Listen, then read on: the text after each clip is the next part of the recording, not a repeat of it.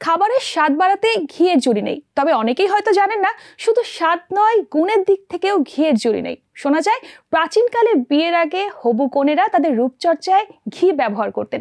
এটি ত্বক ও চুলের জন্য দারুণ উপকারী। শীতকালে ঠোঁট ফাটা রোধে ঘি হতে পারে দারুণ প্রাকৃতিক সমাধান। সামান্য ঘি ঠোঁটে লাগিয়ে হালকাভাবে ঘষলে ঠোঁটের আর্দ্রতা ফিরে আসে, হয়ে ওঠে নরম ও গোলাপি। চুলের যত্নেও ঘি অসাধারণ। 1 চামচ নারকেল তেলের সঙ্গে 2 চামচ ঘি মিশিয়ে মাথায় ভালোভাবে ম্যাসাজ করে 30 মিনিট পর ধুয়ে ফেললে চুল হবে নরম, উজ্জ্বল ও প্রাণবন্ত।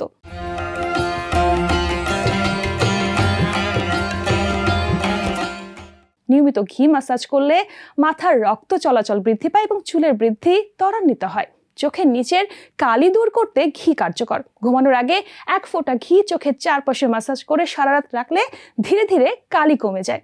ত্বককেও ঘি রাখে মসৃণ ও কোমল। 2 চামচ হালকা গরম ঘিতে সামান্য পানি মিশিয়ে মুখ ও শরীরে লাগিয়ে 15 মিনিট পর ধুয়ে ফেলুন। ত্বক হবে নরম, মসৃণ ও উজ্জ্বল।